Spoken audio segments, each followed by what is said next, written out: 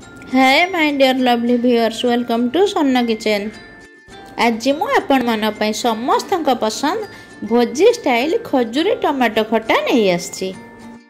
एही खजूरी टमाटो खटारे गोटे सीक्रेट मसला ऐड होईची। आपण वीडियो को शेष जाए देखिले जानि परिबे। ताहले बर्तमान आसंतु देखिबा आज टमाटो खजूरी खटा। गैस रे पैन बसाई कि रिफाइन ऑयल दबा। ऑयल गरम होलानी फुटण को दे दबा। गोटे सुखिला लंका ऐड करिबा। अदा छेचा भी ऐड करिबा। एथर भृषंग पत्र देबा। ए सब को भल भाबे भाजी नेबा।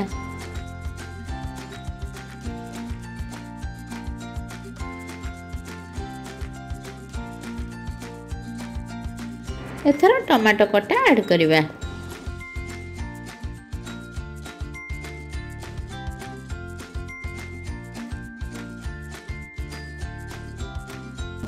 हलदी और लुण ऐड कर दबा। ये सब भल भाव मिसाई दबा।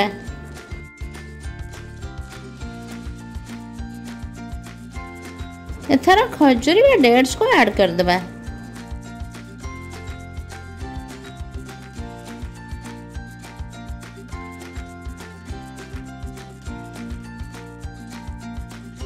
एथर किछि काजू ऐड करिबा जोटा कि ऑप्शनल अछि।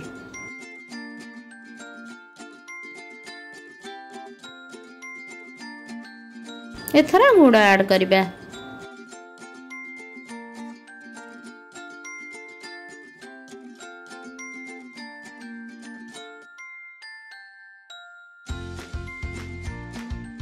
सिझिबा को अल्प किछि पानी दे दबा।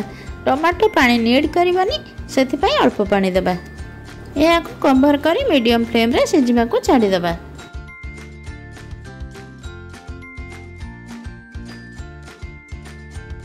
टमाटर पानी ड्राई हो गलानी। टमाटो भी सिझी आसलानी।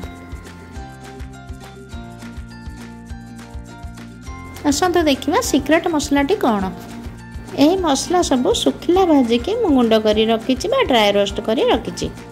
ए मसला गुड़िक है भजा लंका गुंड, जीरा गुंड, पान मधुरी गुंड और मेथी गुंड। ए मसला सब टमाटो खजूरी कटार ऐड कर दबा। ये मसला सब ऐड कले ना टमाटो खजूरी खटार फ्लेवर बहुत भल आसता। ओडिया भोजी स्टाइल टमाटो खजूरी खटार ये मसला सब ऐड करा जाए। आपण निश्चय थरे ट्राए करंतु, देखिबे किपरि लागुची। खटा हमर प्रिपेयर होई सारछि। एको सर्व कर नबा। केते सुंदर फ्लेवर आछे। आपण थरे प्रिपेयर करी देखंतु ना केमिति लागुची। आपण माने पूजा पर्व परबाणे रे ए खटा करी खाई परिबे, काहेकि ना नो अनियन गार्लिक रे प्रिपेयर होई थाए।